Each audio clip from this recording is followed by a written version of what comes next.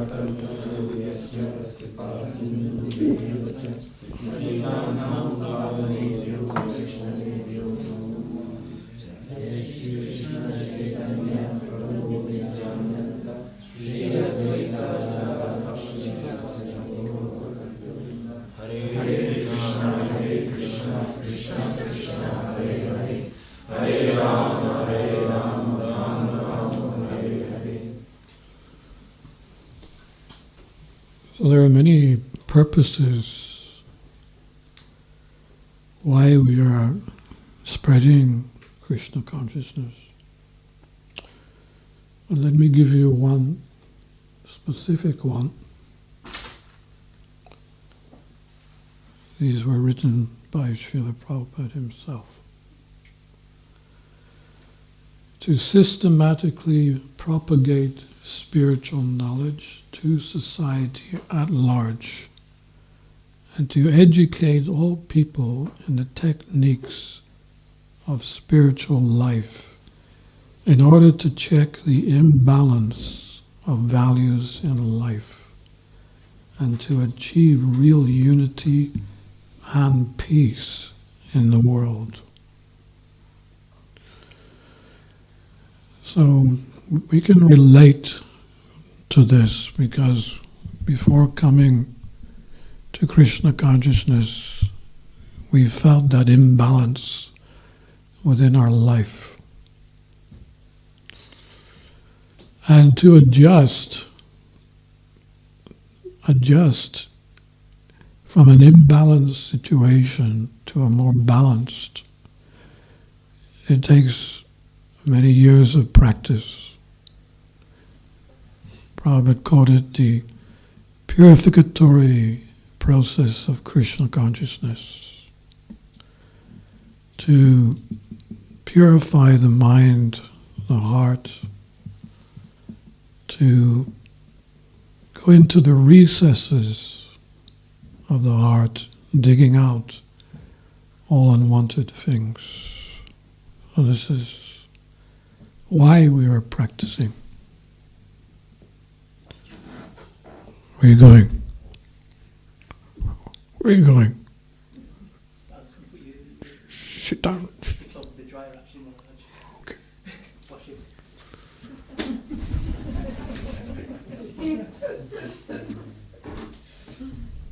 It's normal when you start the class, people start walking out. You wonder what you said wrong. So, when we first come, it's not that we really understand what we're doing.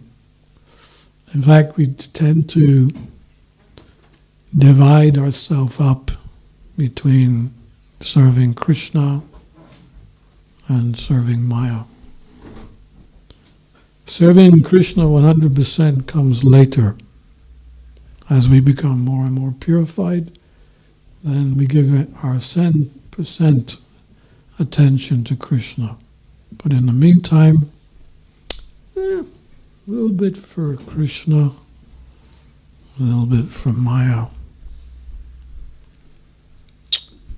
I think I gave a little bit too much to Krishna, a little bit more for Maya, like that. So when I joined in 1972, I had given up everything except for one tape, which I kept in my brahmachari locker, secretly. Whenever I had a little difficult day, I take my tape, put it in my Walkman, and listen to it. And I was thinking, this is the perfection of life, a little bit of Krishna and a little bit of Maya. Why not?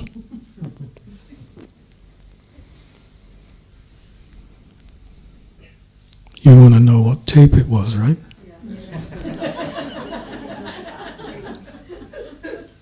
Well, maybe you wouldn't know, because most of you are coming from India, yeah? Some of you Western boys, girls know. You don't need no education. You got it. You don't need no false control. Anyway, I was also doing one other thing too, because our main service in those days, we didn't have much to do because we didn't know really how to spread Krishna consciousness except for giving out magazines, and we didn't have too many books then, so we were giving out magazines on Oxford Street, and we would go on Harinam along, we would do it simultaneously. So I was giving out magazines, and I had this thing that I did every day. I would walk along with the Harinam with my magazines until at one point I would let the Harinam continue down. It was a long way, we did it twice a day. From 10, we went down and then came back for lunch, and then after lunch we did the same thing again. Up and down from temple to the Marble Arch and back twice. But I would stop in one place. It was a record shop blasting out rock music. And again I was thinking, perfect.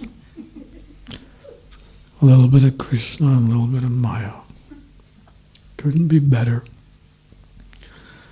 Until one day, suddenly the music changed. Govinda Hari Purusham Tamaham Bhajami. Govinda Hari Purusham Tamaham Bhajami. Govinda Hari Purusham. You can imagine I was shocked. Out of all the music that could have been played, suddenly Govinda, Pramasamhita is played. Immediately I was thinking, is Krishna trying to tell me something here? And he certainly was. He was saying, if you want to listen to something, listen to this. That evening, I went to my locker. I took my Pink Floyd tape and I threw it in the bin. Haribol. I haven't looked back since. Because even though these pop groups, they had good intentions to change the world, they wanted to start a new revolution. But they were dependent on drugs, and they didn't get their source of information from the right source. Because we don't need any false education, but we need education, spiritual education. That's why we read the Bhagavad Gita, Srimad Bhagavatam, and all the other Vedic literatures. It's very important. You will not understand what you're doing unless you study the Vedic scriptures to know why you're doing what you're doing. We don't need any false control, but we need to be controlled by Guru. They say there's two Bhagavatas. There's the book Bhagavat and there's the devotee Bhagavat. And one time Prabhupada was asked, which is better, the book Bhagavat or the devotee Bhagavat?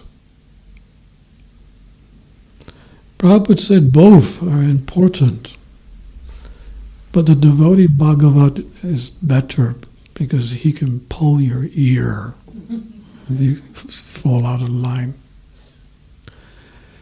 But he said they're both important. So with those two, when we associate with the book Bhagavat and devotee Bhagavat, we cannot speculate. It is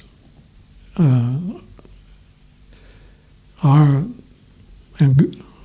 guidance in spiritual life. So anyway, now I've been practicing for 47 years, and if anyone asks me, so how are you? And I reply, well, much better than before. Because that's the nature of Krishna consciousness. You get better and better and better as you go along. In other words, if you have any doubt that it works or not, I'm the living proof. When I first met Prabhupada, I won't tell you the whole story, but I was invited to listen to Prabhupada one night. It was a similar arrangement like here. You have the door and then steps going up. So in Berry Place it was the same. One devotee, his name's Kishore, he was sitting on the bottom step preaching to me. I was standing up. I had my long hair, beard, mustache. We thought we were God. If we were not God, we soon would be God. And he was preaching to me, and suddenly he bowed down right at my feet. And I was thinking, well, this guy really understands me. But when he got up, he said, "Did you see my guru, Maharaj?" His Prabhupada was on the first floor, and he was going from his room to the bathroom and back. So that's why he was bowing down. Of course, I got a little disappointed about that, but he said, "You can come tonight and listen to him." His lecture starts at 7:30. So as a hippie, we didn't have any concept of time, and I arrived at 8 o'clock. Prabhupada was already giving the class. Again, the same situation. The door was right there. Prabhupada was speaking where he is sitting, and Radhalanda and Iswara deities were right here. I came as far away from Prabhupada as possible. There was just one rope separating me from the deities. And I was looking at Prabhupada, and immediately I became offensive. I was thinking, why are all these young people listening to this old man? Because we believed as hippies, the older generation had done nothing. 2 world wars, and the Vietnam War was in full swing at that time. So we wanted to start a new generation as hippies to make things better. So this was why I was inquiring to myself, why all these young people listening to him?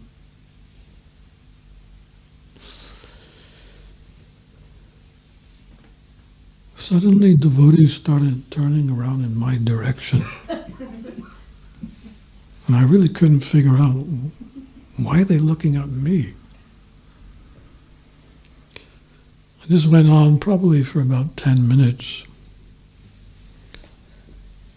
And then I realized what the problem was. And the problem was that I had changed my socks in 8 or 9 days. And my feet were smelling quite bad.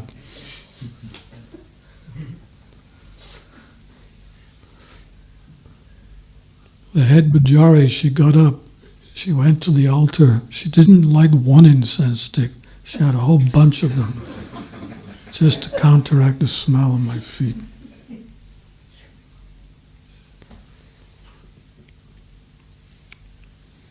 When Prabhupada finished his class, he went up to his room, and one devotee came up to me. He said, "Do you want to come back here again?" I said, "Well, why not? Can you please change your socks before you come?" That was my first instruction. And since that day, I've had clean feet and clean socks. Haribol. So we start from ABC. You cannot understand X, Y, Z until you do the ABC. ABC means cleanliness is next to godliness. If you're not clean, how will you understand God? Here was I thinking, who is this Prabhupada? And I couldn't even wash my feet. And as it is said in the Srimad Bhagavatam, one moment's association with a pure devotee, and your life can change about turn. That's what happened to me. Just that little association was enough to kindle some desire to serve Krishna.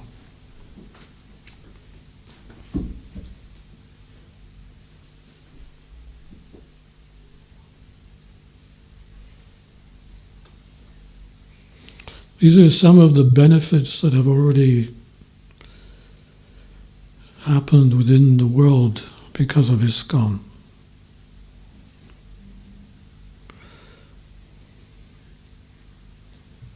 So ISKCON benefits society in many practical ways. The mantra chanting brings peace of mind and awakens love of God.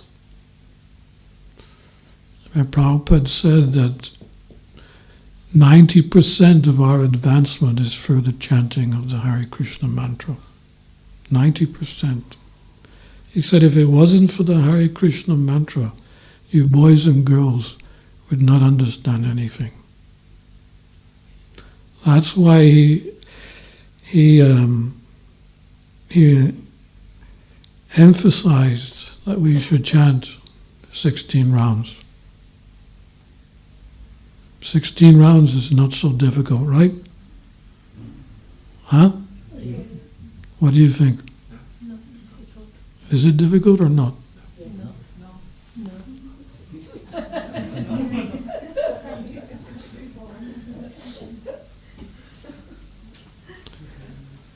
What about if I prove to you that it's not difficult?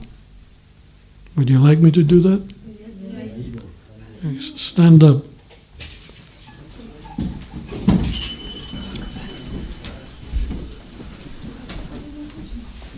Okay, Matajis, put your hand in the air like this. Matajis.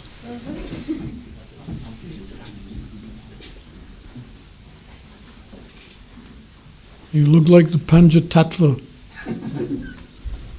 Now stand on your toes. Prabhus, stand on one leg with their hand in the air. So this is the austerity of Satya Yuga. They would perform this austerity for 1,000 years without eating, drinking. I'll come back next year and see how you're doing. Sit down. So I'm asking you, which is easy? Standing on one leg? Chanting, yes. Exactly. In fact, I can convince you even more. In the Chaitanya Charitamrita, it is stated that 1,000 names of Vishnu equals 3 names of Rama. It takes 40 minutes to chant 1,000 names of Vishnu. And you could have just said, Rama, Rama, Rama. It's the same. And it says, 3 names of Rama equals 1 Krishna. So 1,000 names of Vishnu is the same as saying Krishna. So is chanting 16 rounds so difficult? No. Let's take it one more step. When Prabhupada first initiated the first devotees in ISKCON, he said, follow the 4 regulative principles and chant 64 rounds. After initiation, the devotees, they tried to chant 64 rounds. Well, they came to Prabhupada after a few days and said, Prabhupada, this is not possible.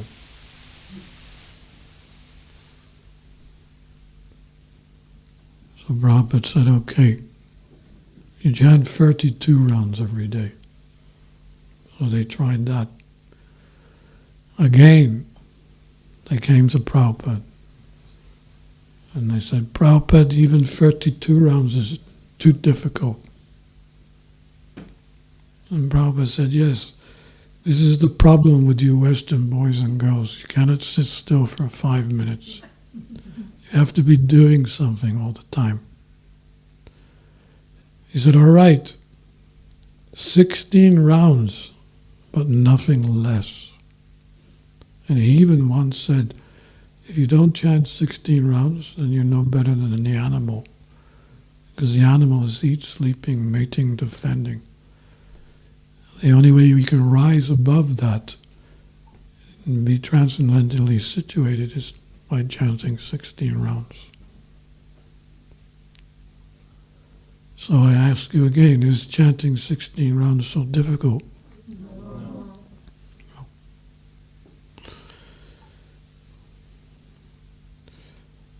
516 million books have been distributed by the devotees throughout the world since ISKCON started. 516 million books.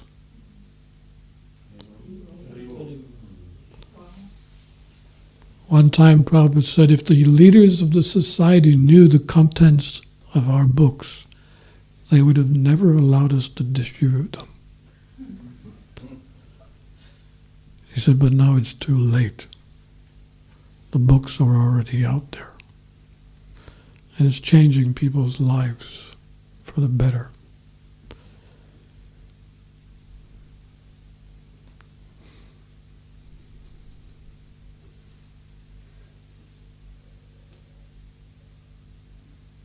They're like time bombs. They're on the shelf.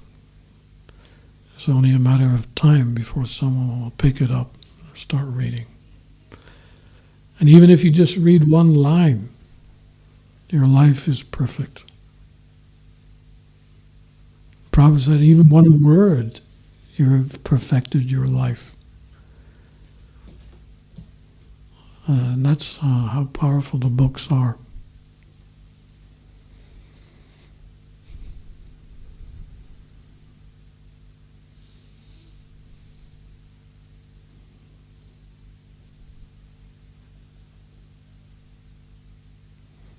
So this time of the year, we're on the Christmas marathon.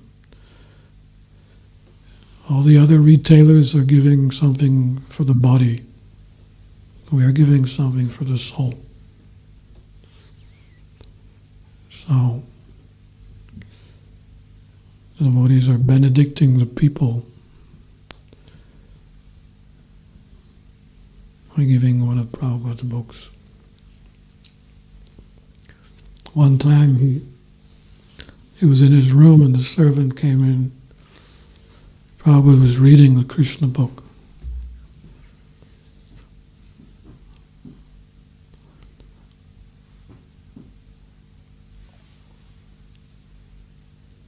He looked up to the servant. He said, "What author reads his own books?" There's no author that reads his own books. Why am I reading my book? Because it's not my book. It was dictated to me by Krishna. That is why I'm reading. Festivals, thousands of public cultural events and festivals are celebrated every year. Prabhupada started the Vrindavan Mayapur festival in India in 1972. 1972, there were 20 devotees from around the world that participated in the first Gaur Purnima festival. In 1973, that was when I was there were 200 devotees. And it's been increasing every year. Now, the parikram has to be divided into 7 groups because there's so many devotees. So he started this because he wanted us to recharge. We are preaching in the West where we're surrounded with Maya. Everywhere you look is Maya. Maya's energy is inundated throughout the Western world. So we need sometimes to go to India, to the Holy Dham, to recharge. Vrindavan, Mayapur, Jagannath Puri, so many holy places are there.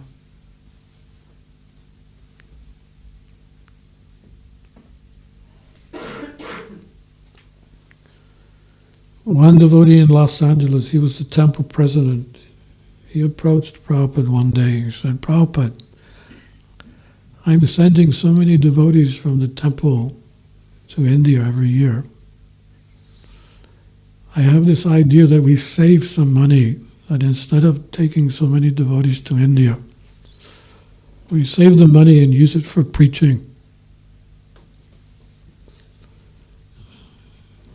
Prabhupada said, no, you can save some money in a different way. You do your service every day without taking prasadam. And you will save a lot of money.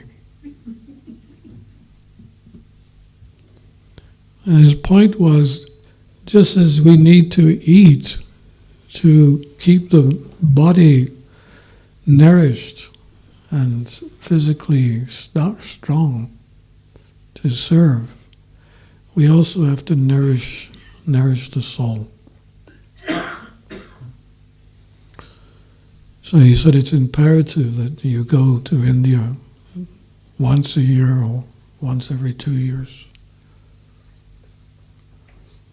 I met one devotee some years ago, I think it was in Bhaktivedanta Manor. He had been a devotee for 17 years and never been to the Holy Dham. So I grabbed hold of him, I pinned him against the wall, and gave him some slaps. I said, why are you not going to India? Why are you not go to the Holy Dham? You go to the Holy Dham now. This year you must go to the Holy Dham.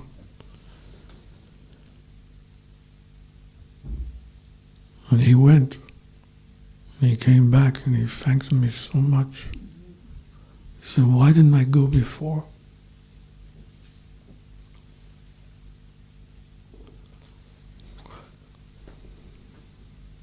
So these festivals are important. Prabhupada said that we must recharge by having regular festivals. Bhakti, the most joyful and practical means of self-realization. Bhakti yoga. Is there any other yoga system whereby sitting down and you eat and you make spiritual advancement? Huh? You tell me one. I haven't heard. It means that when you're going to have a feast this afternoon, yeah? So while you're having the feast, it's no different really than this pravachan class here. Same. And whatever you do in Krishna consciousness, you're making advancement. So there's no other practice in the world, in any institution, whereby you sit down and you eat and at the same time make spiritual advancement. You know that? Huh? I didn't know that, Maharaj. Oh.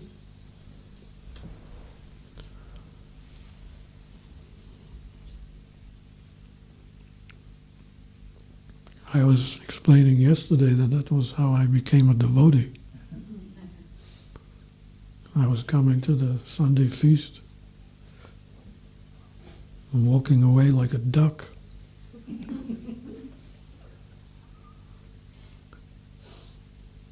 I was thinking it was just free food. And then they invited me to lunch every day for lunch. 3 months all I was doing was eating. And one day I started chanting without any desire, without any effort. Just my lips started moving, chanting. And I asked the devotees, I have a problem. What's happening? I keep chanting your mantra and I can't stop. They said, well, do you know what you've been eating the last 3 months? Good food.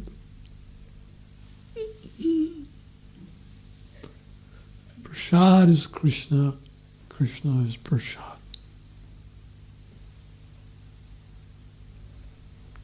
So none different than Krishna. He said, you have purified your tongue. You've had so much prasad. Your tongue has been purified, and now Krishna is dancing on your tongue to induce you to chant.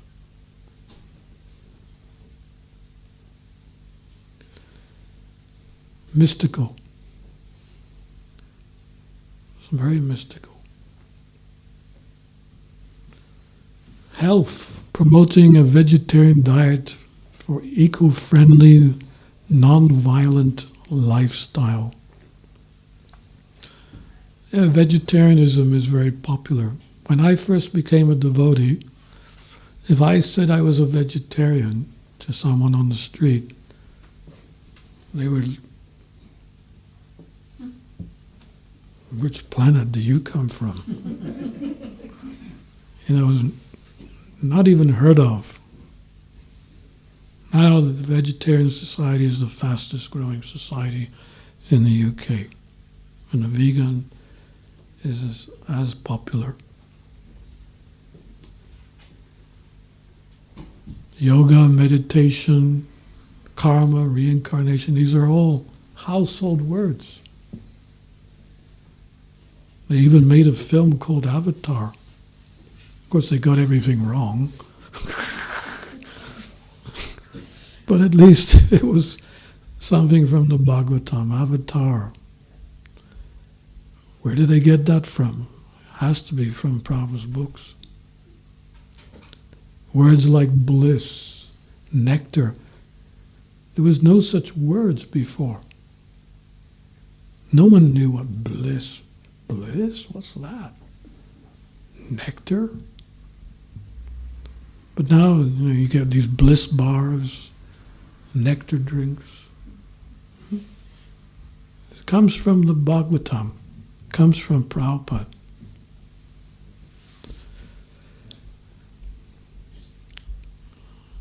We're promoting healthy life, healthy lifestyle.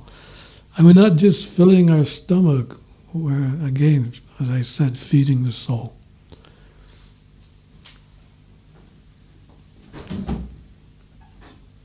Karma-free diet. Vegetarianism is better than anything else, but what is better than being a vegetarian? Eating karma-free food. Prasadam. Nothing higher than that. Because even vegetarian food, you will have to suffer some reaction. Because you're, as Krishna says, you're verily eating only sin if you don't offer it. Hunger, feeding billions worldwide with free sanctified meals. Again, we're feeding their bellies, but we're also feeding their soul. So, humanitarian work, we are doing it, but we're doing more. It's more than humanitarian. It's a spiritual activity. In the Nectar of Instructions, it explains that it's one of the exchanges to give prasad and receive prasad.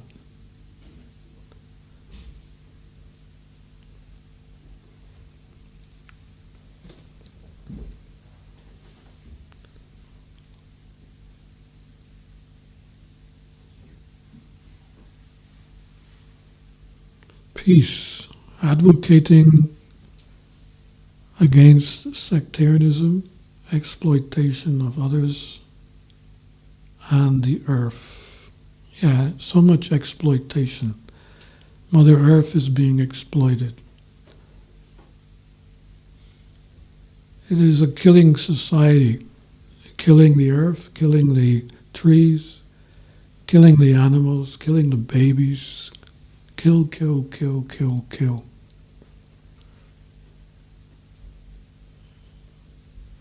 Krishna explains in the Gita the peace formula that if we offer our life to Him,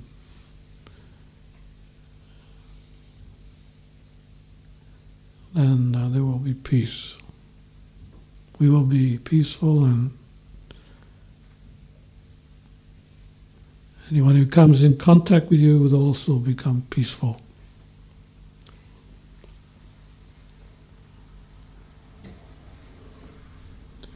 And before, when I was living in the UK some years ago as a grihasta, my occupation was going to schools giving Hindu presentations. Because in UK they have a curriculum which suggests that all children must learn the 5 major religions. And that includes Hinduism.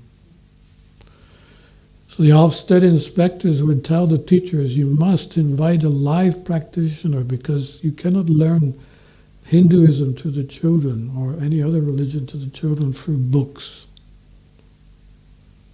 You must bring in someone into the school. So I was in the southwest of England. I covered that whole area.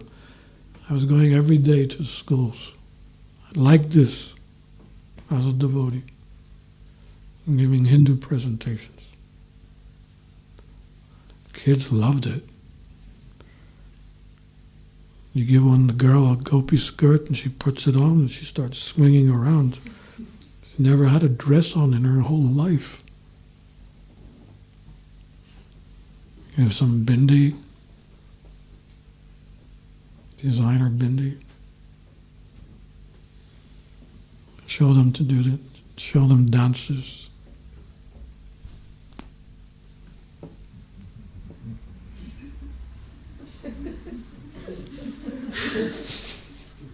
Something like that. So I was in one school one day and I had this class in the morning from 9 to 12.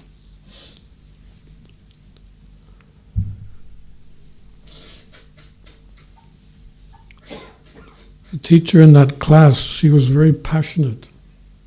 Whatever she did it so fast.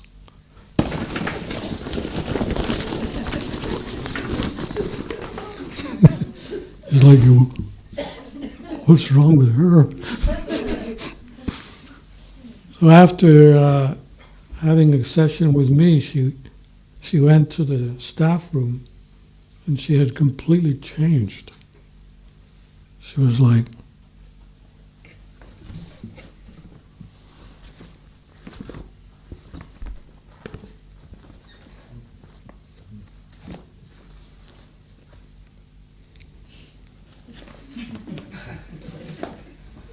and all the teachers are looking at her.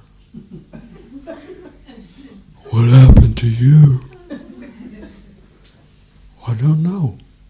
What did you do this morning? We had a Hindu class. Maybe it was the incense. No. It was Dhirsanta. It's not what he said, but it was how he said it.